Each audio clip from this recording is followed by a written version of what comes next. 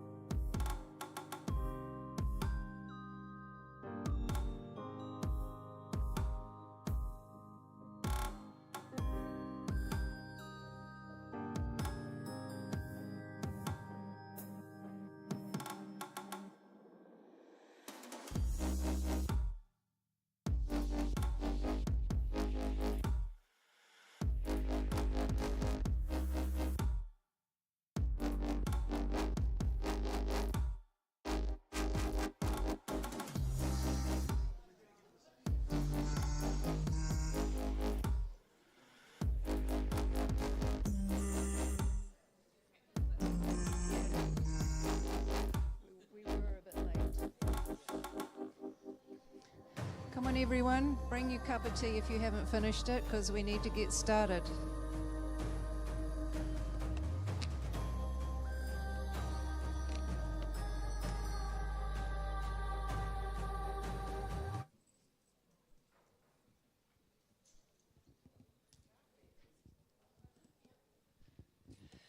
Right, good evening everyone.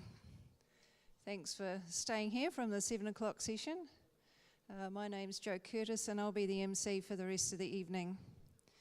So welcome members, and do we have guests here tonight? All members, great. So you all know where the loos and the exit are if we have to use them. And again, please put your phone on off, airplane mode, or even off. Just don't bring them out because the screen irritates other people sitting around near you.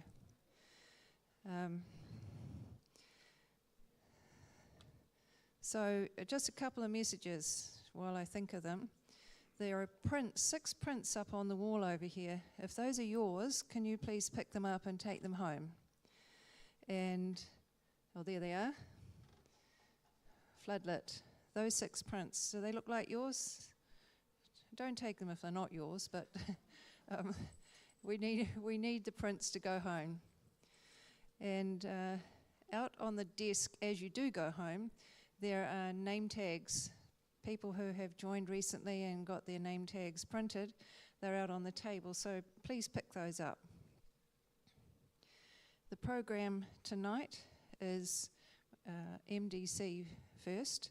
Our MDC is the monthly digital challenge for those new people, and it always has a theme or a word to find the photograph to match. And this one is openings, and I think this might be one of the best numbers. Is that right, John, that you've had for making up an AV? 43 entries. And I'm sure that's because we had 2 months to think about it. But again, make sure when you're making an image to fit with the word, like summertime showcase, or in this case openings, that it is relevant, because it needs to be part of that theme. So we'll see shortly how we did with that one. And then after that, we're going to have the PI results. So we're looking forward to that. So I'll give the microphone over in a moment to Maxine to introduce our judge. After we've been through all of those and had the images seen and certificates given out, I'll come back for a bit of a promotion on what's coming up, and then also what's closing. Images and competitions that are closing shortly, and that will be our session for this evening. So let's get on to the MDC, and we'll show that first.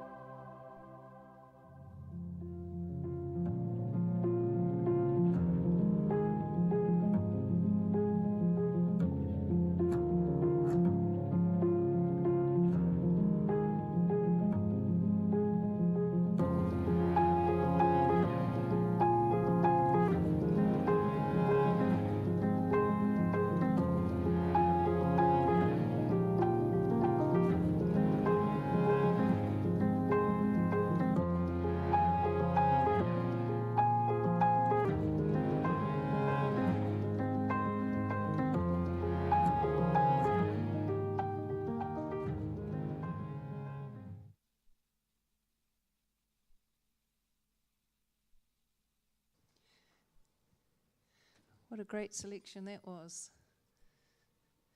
So at this time of the evening, John has a chocolate fish or some such thing. Thank you, Joe. Apologies, there's an error in that show, which I didn't think was there when I signed it off and put it on the disc, but these things happen. Apologies for that. Jane. Jane here tonight? Jane's not here tonight. So the second one, John Ben. He's not here? Toby.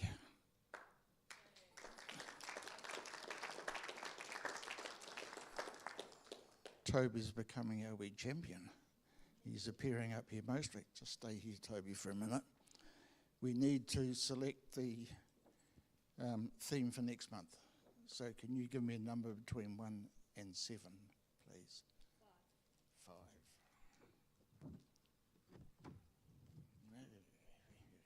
And then a number between 1 and 30? 23 says seated. Have we had seated? No. All right. Seated it is. Entries will be in by the last day of next month and shown at the meeting the following month. Thank you very much.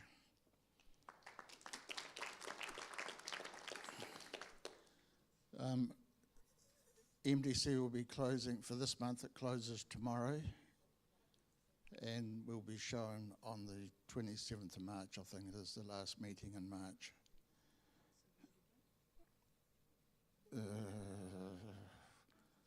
Nothing to say, thank you. That's why we can't remember it. So nothing to see.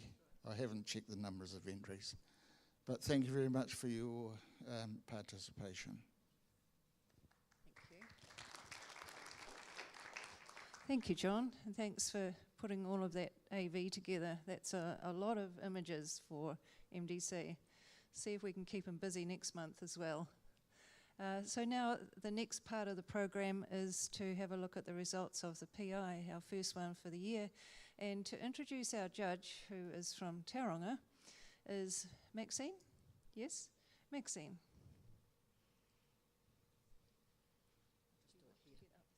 No. Do it here. Come on. Okay. Have you got enough light? Yep. Okay. So the evaluations have been done by Annette Johnston, FPSNZ, and she says, "Thank you for inviting me to evaluate this set of images. I approach my photography and indeed my evaluations from within the craft of storytelling. Implicit with this concept are the many ways that one can tell a story and how one can receive a story. Like a written story, an image or photographic story may have a narrative. It could be the way an emotion, an idea, a thought is given a visual description.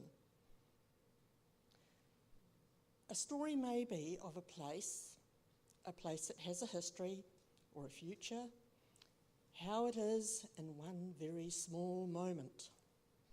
I therefore spend some time contemplating the story of any given image. My comments are just my sense of an image. The story I find may or may not be the story that you as the photographer wished to convey. But this, however, is what I believe to be the beauty of our art form. The art of writing an evaluation is to speak to the most prescient points, not to simply list all the perceived good or bad parts of an image. I hope in reading my opinions, you can receive an idea from me, much the same way that we might have a conversation. You have each asked me to speak my mind about your work, which I have done. Your responsibility, as I believe you have a responsibility, is to think about my comment and then fairly and reasonably examine that opinion for its worthiness. or conversely, its lack. As this is your first competition for the new year, I would like to wish all CPS members the very best in their photographic journey for 2024. My hope is that you will all receive as much as I do from spending time in the creative art that is photography. Now, she has awarded 16 accepted, 30%, high acceptance 6, 11%, 2 honours 4%, honours and best in show 1. There you are, all accepted, 45%. Thank you.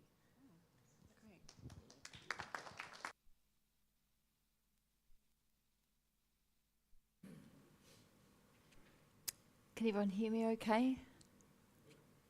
Yep, okay.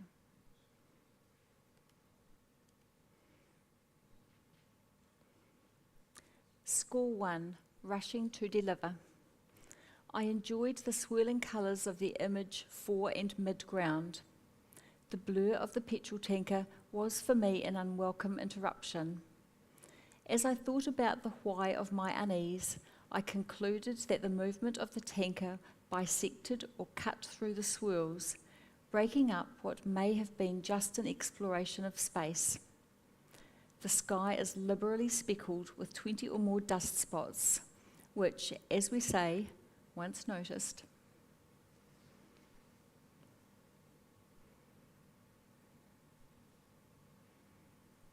Score 1, incoming. The nature photographer's dream, a bird with wings outstretched, set against a nicely bokeh-filled background with a gecko, I am guessing a gecko, in its beak. Regretfully, the image appears to me to have been over-processed, perhaps with noise reduction software, or perhaps has been heavily cropped and now has that telltale plastic look.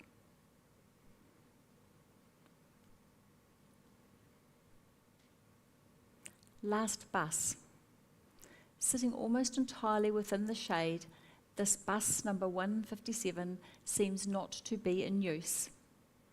The overgrown, sunlit grasses that frame the bottom portion of this image do not look to have been disturbed for a very long time. Technically, this image has been exposed adequately. However, I find the image has an overall softness to it that is neither artistically convincing nor adequate to rendering the details of the scene.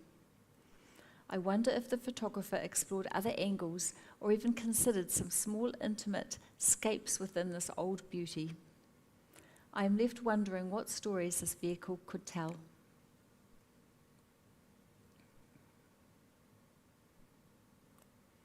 The Apprentice Fencer. I am midway through a series of images that speak to connection, and yes, I have photographed a number of fence posts that are part of this series. Somewhat over-processed for my preference, the saturation of blue and purple I find unnatural. The idea of an apprentice fencer is perhaps fraught, as this to me looks more like a hasty, perhaps temporary repair that has happened some time ago. The farmer not quite getting back to the spot for a final repair. For completeness, I would really like to have seen all of the knot on the left and the twist on the right.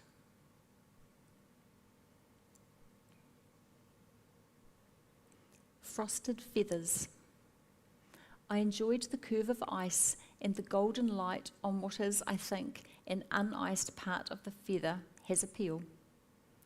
The intersection of one of the feather tendrils on the left-hand side of the frame was an irritant.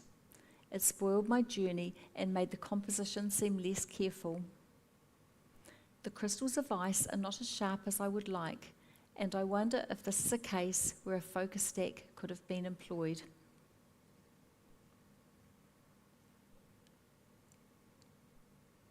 Pastel evening look. Painterly look. Recessions are a little bit magical. I think that they give us perspective not only of space but of time. In this image we have a triangle of grassland that comprises the foreground. Next, an opposing triangle of birches and conifer. Beyond this, we begin the beauty of the pastel recessions. A tiny puff of clouds sits within a pastel sky, a little welcome note just as our journey ends. All of this being said, the image as presented feels limited by its aspect ratio. It is often difficult to decide where to begin an image and where to finish. In this image, the left-hand side feels cut off, and perhaps there is a good reason, a power pole or something equally unsightly. I would like to ask the photographer to have a look at this composition and perhaps make a post-production lift in the shadows just to pop some more interest into the line of trees. I also note that there is a halo around the conifer on the left, which may be some over, so I can't see the rest of that, it's gone too long. Sorry, it's gone way off the end of the screen. No. Pardon? Yeah, no, oh, so it doesn't go any further. Okay, apologies on that one.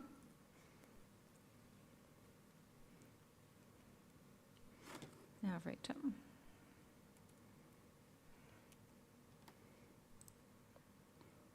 Oh, John, sorry, can I have I've gone right out of it. Is it back under show? If I just click on that again, isn't it? Combine levels? Just go show images. So I'm just sorry. You have to start again from. Use the other mouse. That one. So I have to click through them. Keep going through. One more. No, I haven't done that. just go. That's it. That's it. Okay. So this is Passing By, Beeley River. Passing by, a slower shutter speed, a longer exposure has given us an impression of a scene. The people have been rendered as anonymous streaks of colour and therefore have less weight within the scene. Additionally, the water of the river has been tamed and the overall feel is as if time has stood still for a second. The image is constructed with the journey from foreground through the bridge with a small pause to identify the streaks, and then up the river course, finally meeting with the distant hills. The end point, something of a disappointment of softness. I cannot explain the softness of the background, particularly when I consider the focal planes, and I can't help but wonder at its cause.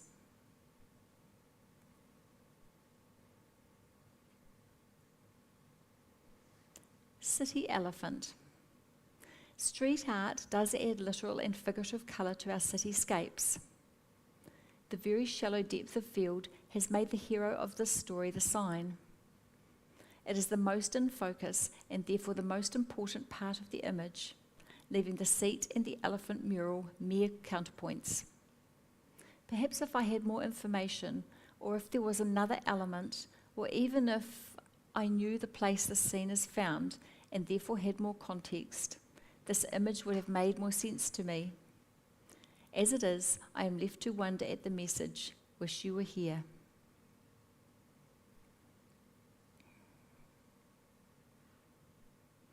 Until the cow comes home. Whilst I suspect that this particular bovine is a bull/steer, I get the title. Rendered in sepia tones, this high contrast day is softened by an allusion to yesterday. The old shed, whilst nicely placed against the horizon, sits tightly on the right-hand side of the frame, and on the left, the gate is incomplete. The midground, in my view, suffers from little by way of interest. I wonder if the photographer explored other angles and perspectives that perhaps connect the elements in a more complete and interesting way.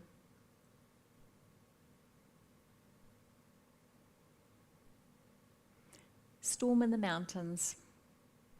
I had to look really hard to find the mountains, such is the power of the incoming weather. I wonder if the photographer's camera's white balance is a bit off.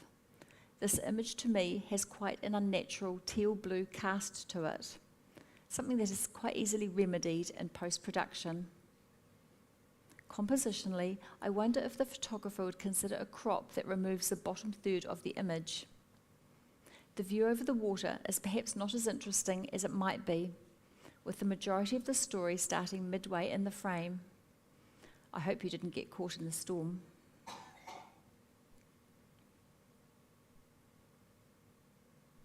Third place in a flower show. A literal burst of colour is all that is left of this award-winning floral arrangement, and somehow I am left wishing I could have seen the original. Whilst I find the exploded colours of the arrangement pleasing, the interruptions made by the certificates and what I presume is the entrant identification notice break into the pleasure of the streaked colour. I do, however, applaud the innovation of the photographer.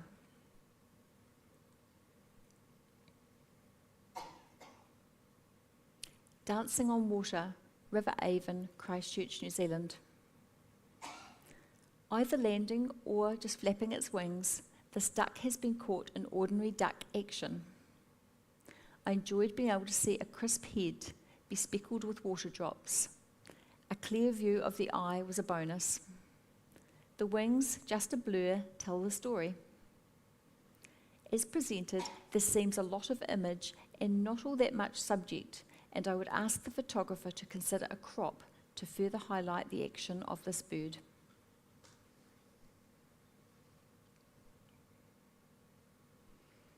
A spire. This black and white image appears to be either a multiple exposure coupled with an intentional camera movement technique or something similar. The result is a stretched version of a street scene, a space where the vertical has become supreme. As with any scene, the decisions on what to include and what to exclude are often made up of a series of compromises. In this instance, I found myself really wanting to see the top of the spires, and albeit less so, the complete lamppost that is the most dominant of the three on the right. This is a scene that could be expressed very well with this technique, and hopefully the photographer might have opportunity to be able to further hone this approach.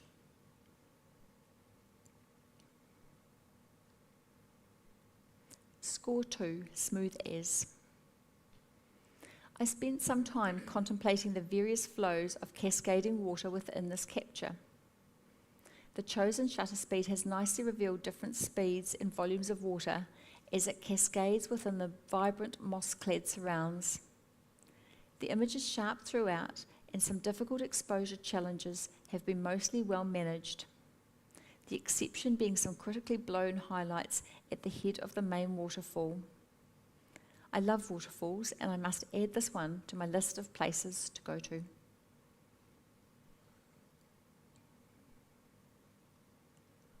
Hugo Grumpy Cat.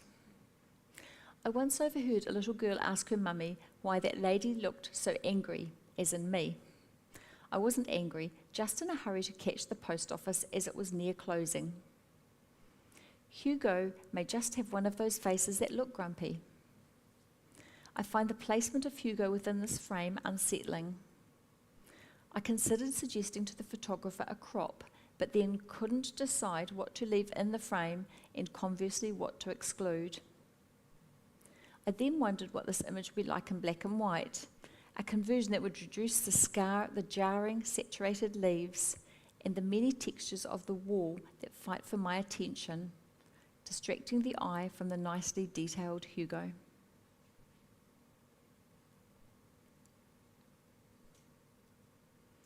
Seagull versus penguin in Antarctica. A strong story brought to us from a frozen, inhospitable world. The capture of the penguin is near perfect. With its beak open, we can just make out the bright orange up and downward facing papillae. The feather detail is clear, and there is one angry, very focused eye. The gull is slightly less distinct, and a lifting of the shadow detail of its body would hopefully reveal a little more detail.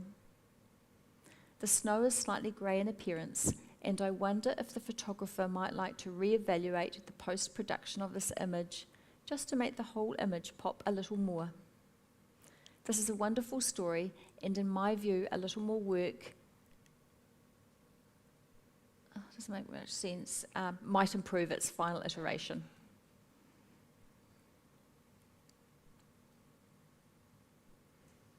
Having fun can mean getting grubby. Gorgeousness overload.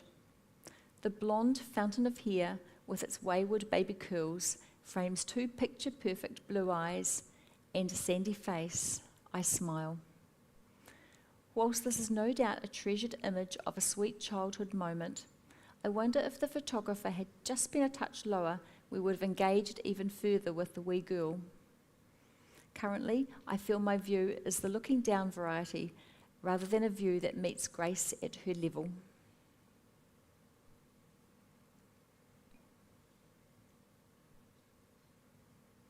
Sunlit flower. Unless I am mistaken, this is an Echinacea paradoxa, or a yellow coneflower. Photographed from below the bloom, this perspective accentuates the way these tall flowers dance. A very lovely bokeh in the background is a near-perfect foil to show this bloom off. The aperture choice, whilst delivering delightful detail on the backlit stem, has rendered the large petals at the front of a visual journey softer than perhaps is ideal, given that they occupy so much of the frame. There are spots of overexposure on some of the petals, which I tried to ignore, but found that the contrast between the overexposed portion and the relative shadow that sits over the cone, the space I really wanted to dwell, was just too much. Some cloning and lifting of shadow regions could be considered by the photographer.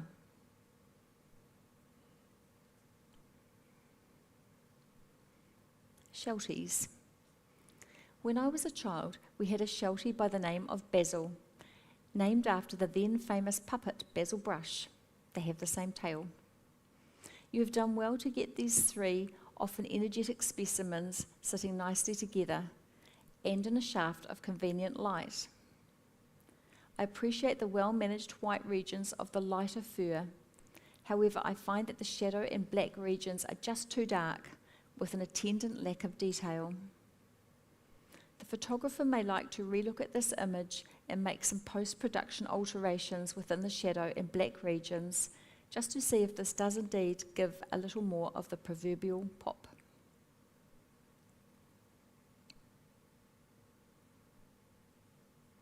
Merlion in front of the Marina Bay Sands, Singapore. I personally haven't seen this particular angle portrayed of what is an iconic Singaporean landmark. The photographer has, in my view, managed the nighttime exposures well, with only a smaller amount of the brighter highlights overexposed. I spent some time mulling over the image in its entirety, considering in particular the amount of sky shown and the slight backward-leaning appearance of the Marina Bay Sands hotel complex. I concluded that I was bothered by both that and the lean, which could be adjusted in post-production.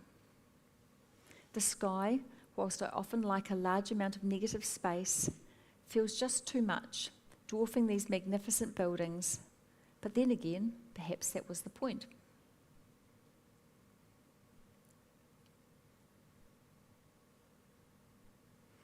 A whole new world.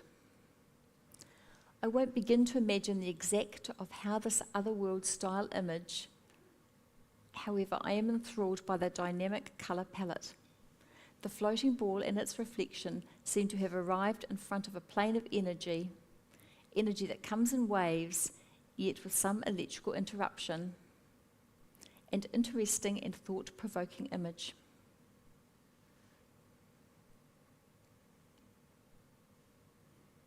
The Light Artist.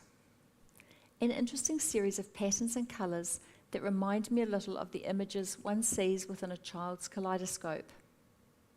There is a lot of space surrounding the abstract patterns, and I would ask the photographer to consider a crop, perhaps a square crop that would further intensify the engagement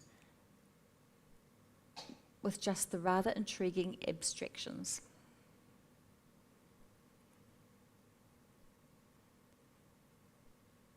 Sunrise, Lake Alexandrina. Early mornings at Lake Alexandrina are often postcard perfect, and I have had the privilege several times of photographing this very scene. In this composition, the small jetty acts as our leading line, the pointer for our eyes. We traverse an ever so faintly disturbed lake to encounter a conjoining of curvaceous hills and then stop at a range of snow-capped mountains. The fall-off in focus at the destination is something of a visual disappointment for me. I want to see with utter clarity those mountains. Still, this is a beautiful scene and a just reward for getting up early.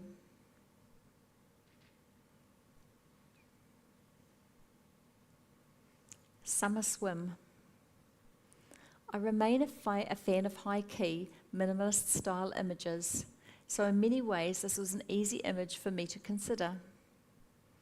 Nevertheless, I was less engaged with the story than I might have been, as it seems neither the horse nor the swimmer seem particularly engaged, either with each other or this environment. I very much wanted to get a sense of the cool water and the relief it can give on a hot day. I wonder if a moment or two later might have provided more of a compelling story.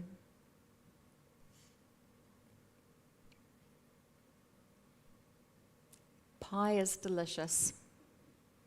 You absolutely have to smile at this. It occurred to me that this might be a pie eating contest, but perhaps it is just a man who loves pies. The man, dressed in farmer attire, looks battle-scarred, and I don't think it is from too many pies. His face, his arms, and his hands bear witness to a hard life, or perhaps some eczema-type condition. Photographically, the image is a touch plastic-looking, and I wonder if denoise software has been applied a little too strongly. The photographer has captured a moment that tells a story, but it also asks a lot of questions, which I find adds to the image.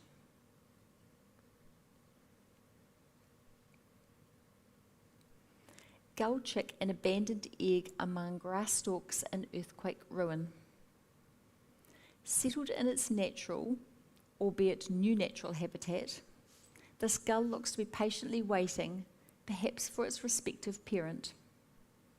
The story of the abandoned egg adds interest to the scene, and I enjoy the way I, as a viewer, have a sense of a peek through into the space that is living.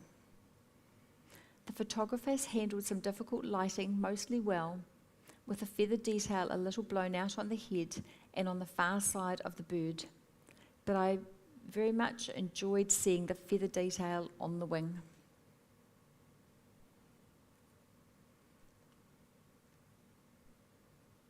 Nydia Bay. That one. I enjoyed this peek through the punga fronds onto what seems to be a lovely bay. The photographer has managed both the focal depth and the exposure really well. For the former, a sharp background and a natural fall-off of focus to the hills in the distance feels very natural.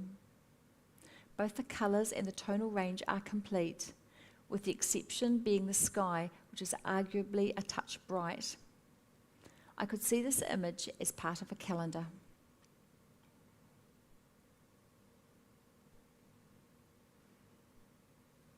Darling, I am home. Well done for fitting both of the outstretched wings into the frame. Whilst in my opinion the photographer has missed the critical sharpness required for a top nature image, particularly in respect to the gannet's eye and head, he or she has managed to show a very nice behaviour. Set in an unobtrusive background, the gannet is slightly in the shade, and a small lifting of the shadow region could be considered.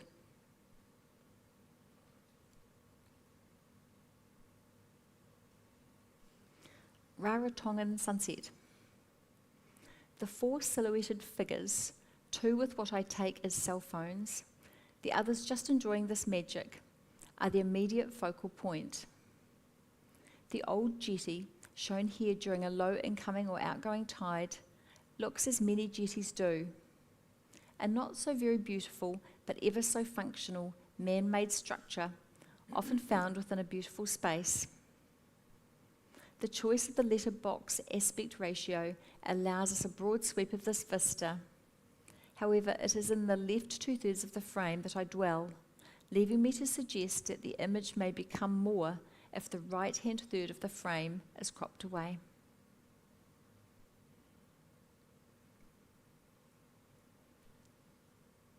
Score 3, so this is the first of the acceptances. Sky emotions. I feel as though I am standing in this room, reveling in the glory of the scene beyond the panes of dusty, misty glass. Somehow, I imagine that I am in an old hut or cottage. Perhaps it is the paraphernalia on the windowsill, or the suggestion of an old wood-style window frame, complete with the old latches, just visible on the right. I can appreciate the straight horizontal horizons and the care that was needed to make this so. But I also value the slight angle that gives the 3 windows a variance in perspective. The scene feels natural. With the range of exposures handled well, I spent an enjoyable few minutes within this image.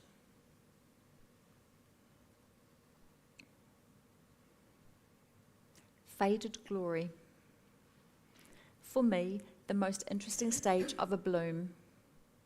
Whilst this rose's fleeting glory is all but gone, its spirit remains. The aperture choice, in my opinion, is perfect, as is the careful placement of the focus. My eye journeys up and over with no trip hazards to navigate. I enjoyed the near black background and the barest hint of leaves beneath the bloom, but searched in vain for a stem, leaving me with a sense that the rose is floating. A disembodied soul, perhaps, but I did keep looking for its earthly anchor.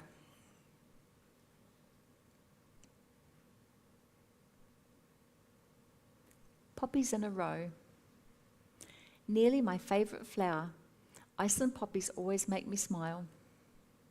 The arrangement of each bloom has been carefully done, and it is not hard to imagine the blooms each being in conversation with their neighbour, all except the tallest poppy, who has a very self-important, I am more beautiful than the rest of you kind of feel.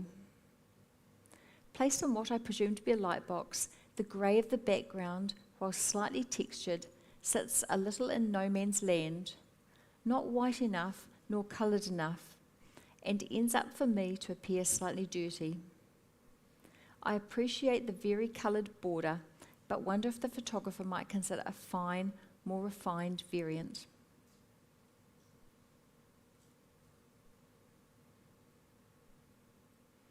Grace enjoying the beach. Rosy cheeks, a freckled nose, and beautiful blue eyes. Grace, perhaps she has a swimsuit on, or perhaps she is skinny dipping. The bare, slightly sunburned shoulders suggest the latter. A brave crop gives us an intimate view of Grace. The angle that she is photographed in has rendered her shoulders out of focus, leaving just her facial features to communicate the story. The title tells us that Grace is at the beach, and perhaps that is enough information. However, I couldn't help but wonder if a little more of the surroundings may have given more support to the title.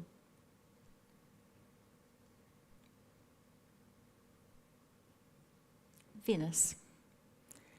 An oft photographed Venetian scene, I commend the photographer in being able to time the moving dock and the moving gondolas in order to leave the tower of the Campanile Bell Tower on the island of San Giorgio Maggiore so precisely placed. The monochrome presentation, while simplifying this often chaotic scene, is for my taste a touch on the dark side. Perhaps the photographer might like to consider this image with a lift in the shadow region and with a little more contrast throughout.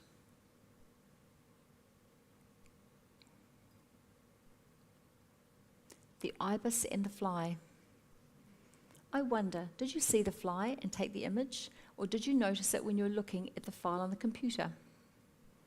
Either way, it does give added interest and, more importantly, an element of visual balance. Traversing this image, I really enjoyed crossing this dew-speckled grassy lawn. The back-on view of the foot-raised stepping ibis allows us to see both the details of its rear feathers, but also the lovely scaled patterns of its head and neck. I love the fact that we can see its eye. A small lift in the shadows would, I suspect, add visual detail to the underside of the feet, and more importantly, the bill. And yes, I do think the fly adds to the story.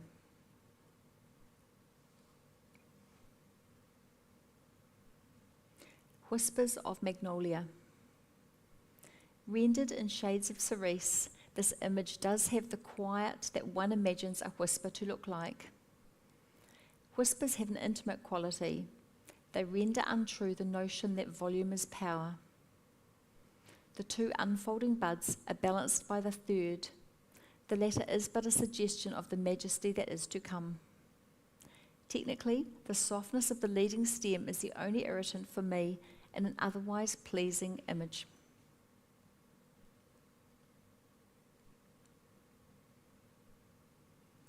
Mum life. Boredom, tiredness, frustration, irritation, it is all here to suppose. I spent ages trying to make out the line of script, conveniently visible above the line of the mother's shorts, but alas could not make sense of it, which is really how I feel about the image. It is a moment we cannot know exactly what story is being told. Only our imaginings construct a reality for us, and herein lies the magic of photography.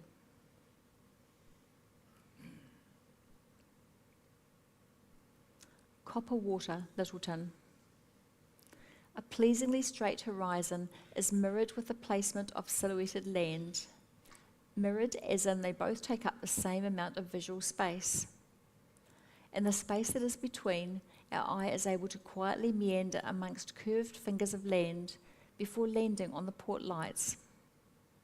I notice the evidence of a small wind. There is just a whisper, ripple on the sea, and then there is the movement blur seen on the toy. Whilst there might be many things a photographic judge might say about this image, I for one was content just to quietly enjoy this space.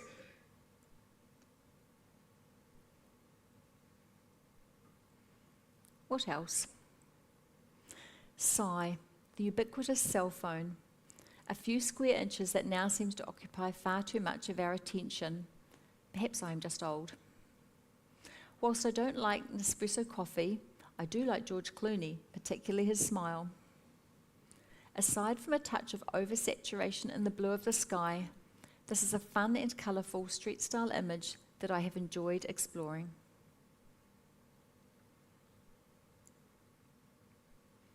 Coot chick feeding. Nicely sharp, this image captures a lovely moment, a completely everyday moment in terms of a mother feeding a baby. Both the mother and chick are shown well, with the details of the chick with its legs outstretched particularly well displayed. On the very picky front, I might like to see just a little more space around the pair, to the left and to the right.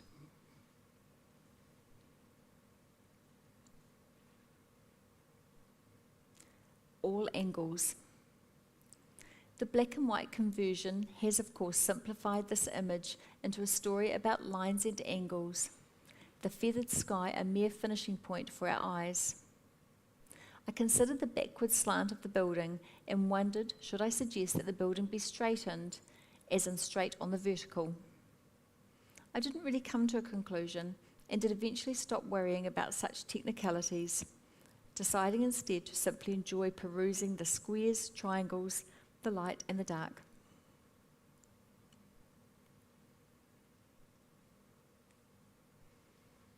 Just cruising.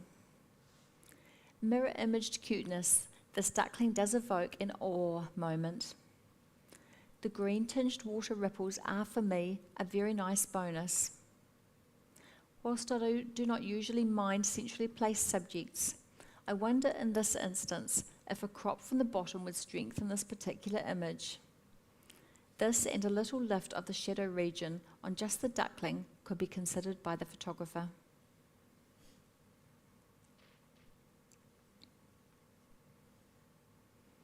Sunset on Lake Brunner. What a divine evening. It was indeed well worth the decision to stay out for a picture-perfect postcard spectacle like this. I enjoyed contemplating the various shapes on the water. I'm presuming that this lake is very clear, and in the shallower regions we can see the rocky bottom. It may have been tempting to use a longer exposure. However, I think the chosen shutter speed is perfect. I can easily imagine the feel of the breeze that has brushed this water. The photographer may like to consider a small tweak in the shadow region, as I suspect there is a little more drama left in this image.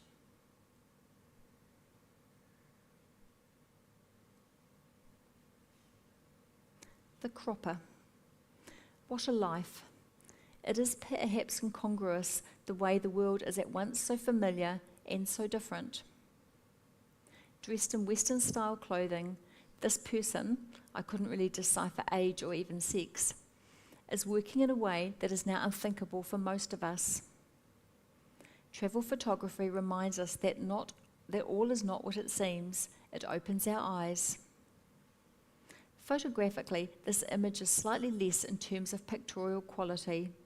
It does, however, communicate a strong and memorable story, and in that it deserves praise.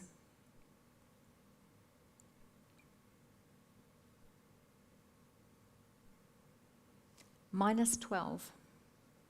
-12, I can believe it. What magic hoarfrost can be, transforming a world into a wonderland. As I traverse this image, it is the brighter and therefore more dominant road that keeps occupying my attention. The scuffed wheel marks somehow are at odds with the natural wonder around.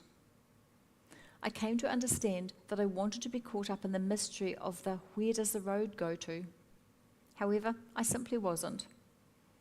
I would like to suggest to the photographer that he or she consider a crop from the bottom to remove the turn in on the left and the brightest part of the road, and see if this quiets the visual distraction to allow a more reflective feel to the overall beauty of this frost-clad world.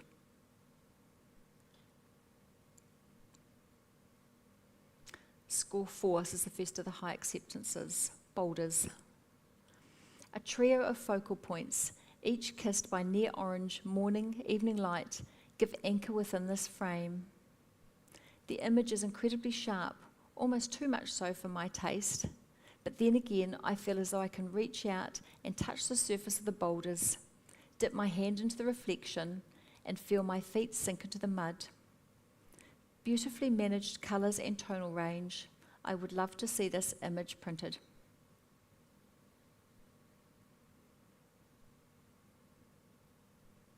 Foreboding morning. Red sky in the morning, shepherd's warning. Captured skillfully within the ICM framework, I am able to quietly enjoy a translucent moment, mere hints of substance and an absence of detailed shapes.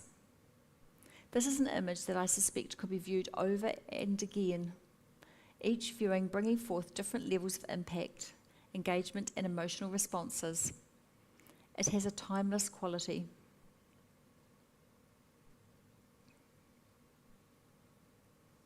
Water droplets on succulent. It took me a moment to read the title, Water Drops on a Succulent. In the moments before I'd seen it, my brain was busy analysing what I was in fact seeing. I was imagining soap bubbles sitting on an outstretched palm. Regardless, this quiet, still abstraction was something of a delight. I loved the colour palette and thoroughly enjoyed looking into the crystal balls and simply imagining. A few blown highlights could be commented on, but they are a minor distraction.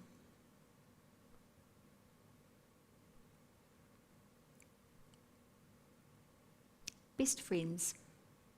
There is just enough shape left in the figures to understand that this is a young, I think, woman and a dog.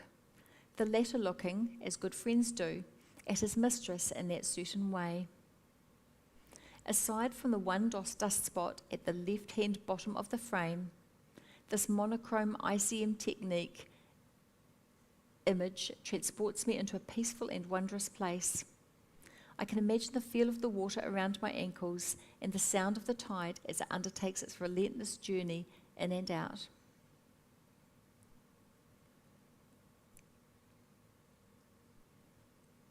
Portrait. The hair, face and eye detail of this rather young girl are wonderful. The side light has been used with nuance, just sufficient to sculpt the contours of perfect skin and that casually messy hair.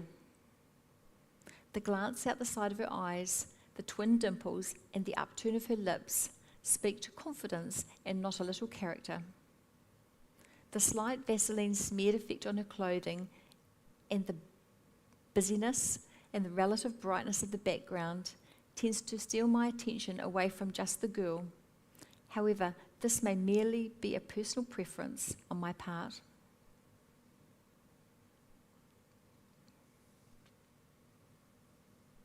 What might have been. I struggled with the implication of the title somewhat, as I couldn't quite make out exactly what I was looking at. A building that appears to be abandoned sits central and low in the frame. A graffiti-etched wall, perhaps part of another building, or perhaps something else, reinforces the idea of abandonment. The movement of the foremost shrub, set against the very black trunk and branches of a large tree, successfully communicate to me a sense of doom, mystery, and loss. Outlined in a heavy vignette, I am trapped within the light, but I don't think I want to be.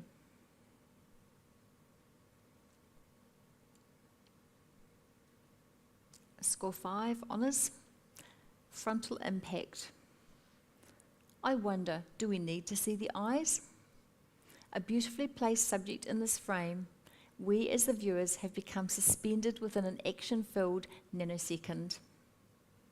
The explosion of water drops, negated only by the small round intrusion at the bottom left, frame the rider. He or she in turn sits astride the jet ski, body tense, leaning forward. Competition helmet and wetsuit are protective armour for something we suspect has risk. Do we need to see the eyes? No. Our imaginations complete this picture with ease.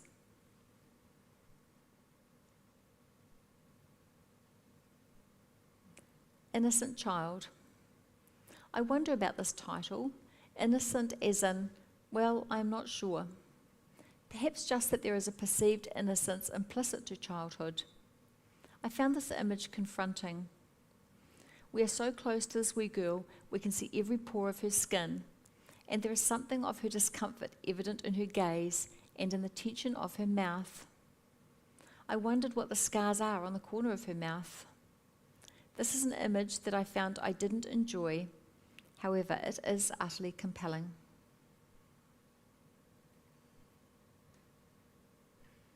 Score 6, best in show, snow play. I was going to say this looks like a painting, and then I was bothered as to why we photographers think this is praise. Why is it that if a photograph looks like a painting, it is seen as more? Anyway, I simply love this image. It is simple, it tells a great story, it is a wonderful moment.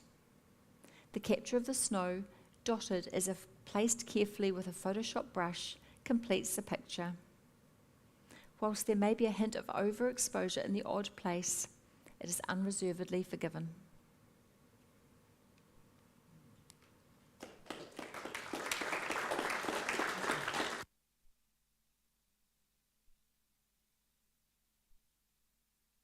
Thank you very much for reading those comments. Now, Richard, would you like to come up? And Diana's not here tonight. Neil? Okay, that's great.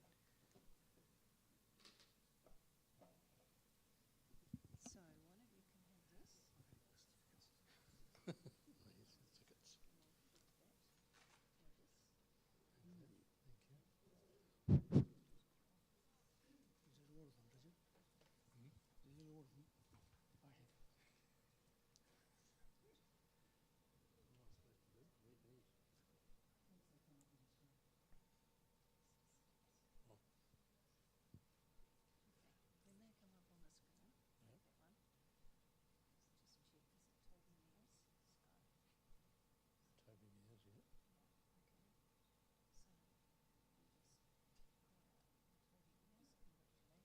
come up.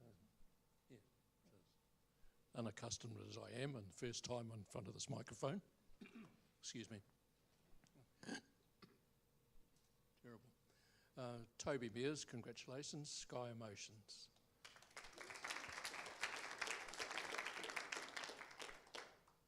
Well done, Toby.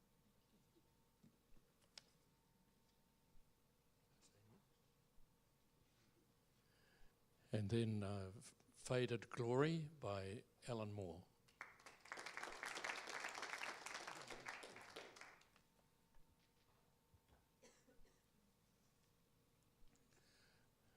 Poppies in a Row by Diane Kelsey. She's not here. I'll make a pile. Thank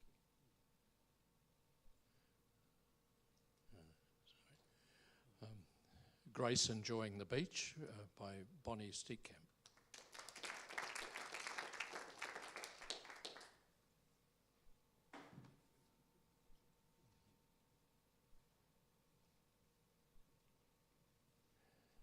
And then we have Venus by Cornelia Schultz.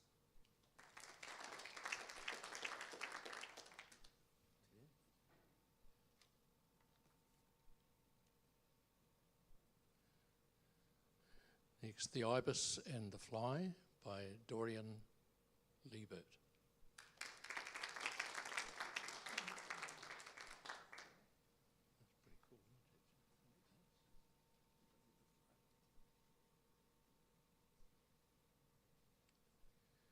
Then Whispers of Magnolia by Anna Stevens.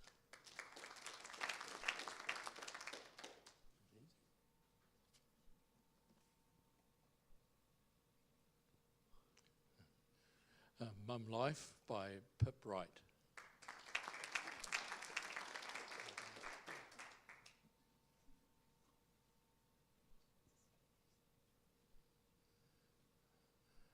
Copper Water Littleton by Stuart Brown. Well done, Stuart.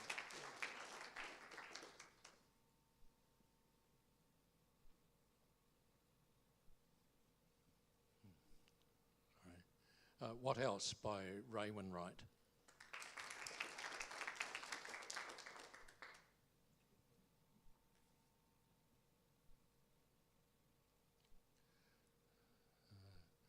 Coot Chick Feeding, Nicola Jackson.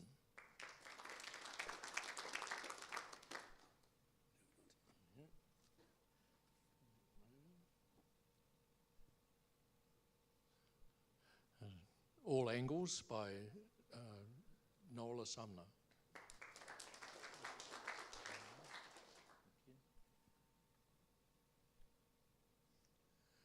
Just Cruising by Sue Coombs.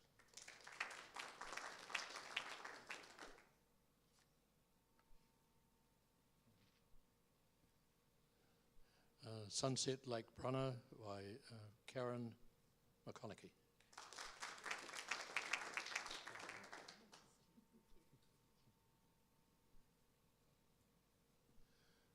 The Cropper by Alistair Phillips.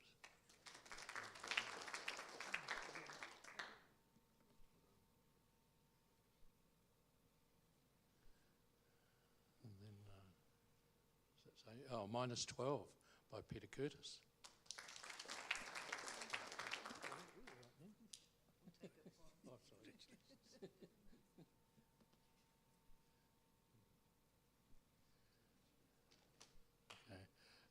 Boulders by Janine Mooney.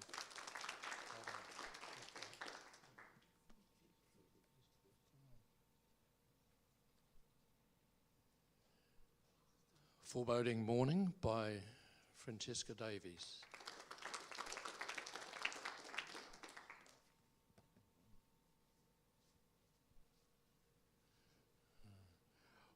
Water Droplets on Succulent by Irene Ferguson.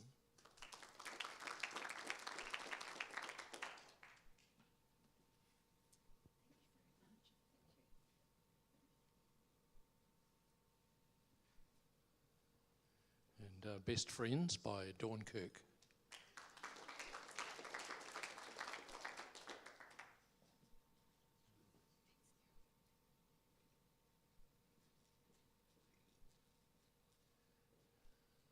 Next. Portrait by John Ben.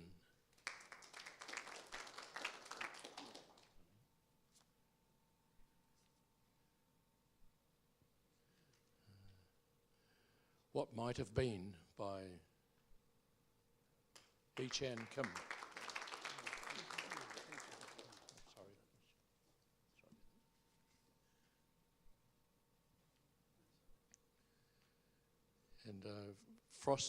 Sorry. And Frontal Impact by Les Armon.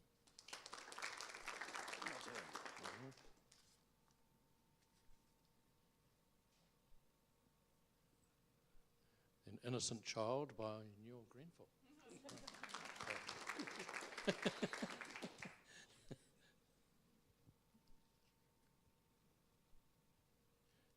And then Best in Show, Snow Play by Joe Curtis. Thank you, Neil. Thank you. You did well. Oh, that goes with the Best in Show as well. Nice Yes, red ribbon. thank you. I'm not going to pin it on. I'm not going to pin it on. No, good idea. Thank you. Thank you, Richard. And thank you very much, Newell, our ex-patron, to give those certificates out. And we've had our wonderful new, is it Jan helping you this year, Richard, with the PI partnership? Yes, there we are. And a partnership with you and your wife as well. So that was lovely having that read. Thank you very much. There's these a few other notices tonight. How are we going for time? 9:20. Maybe we can just hear a bit of a story from the top three, perhaps. Is that all right, Ian? Yeah. This is my image. We went down to Central Otago and house sat on a station last year through the winter, and you saw Peter picked up an award for -12, so we had a lot of hoarfrost and snow, and we used to take the dogs walking, the farm dogs walking every afternoon, and they just particularly loved this day, and we carried our cameras with us every day. We went walking with the dogs, and it just happened to, that scene just happened to fall into place. So, yeah, I'm very pleased that that was awarded tonight, because it was a lovely scene and the dogs really were enjoying it. Can we see the next one down? Oh, Newell, I'll bring this to you. Would you like to talk about that one? Yes, this is at least 10 years old. It could be even longer. The young lady was with her father somewhere, I think, in Hagley Park. And I was looking for children pictures, which I do enjoy taking. And I was actually wanting to crop it before entering it, but I couldn't work out how to find time to do that. I felt that I needed, if I took a crop across the top of her head, as it is, I've missed a bit of the top of the head. So I thought, well, maybe take a bit more off and take off the white, just down to the white part of her head. That would actually move her eyes into a slightly stronger position. But with my inability to get things organized these days, I didn't get round to making any change on it. But I did like her look. It was a most demanding work. I think she'd fairly just newly arrived in New Zealand. Don't remember it well enough for that, but it was nice to see it come through.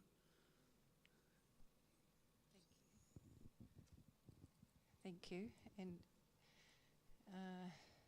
Hee-Chan Kim, where are you? Would you like to talk about this one? I took it at Quarry Park in Horsewell. As you know, that it's a quarry a long time ago. So I wanted to represent something that I imagined. So I took an infrared photo instead of a visual light photo. So I used infrared filter. And then after that, I converted it to black and white. Thank you.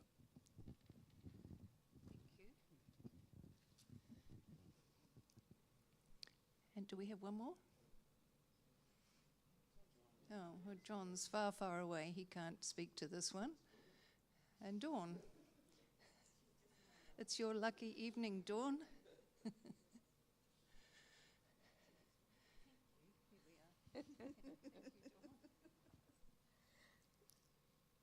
So this is over at Sumner Beach on Judy Stokes' ICM workshop a wee while ago. There were about 2 that I took for the weekend that I liked, and this was one of them. Thanks, Dawn. Well, we hope to see the other one at some point. That's lovely. Okay.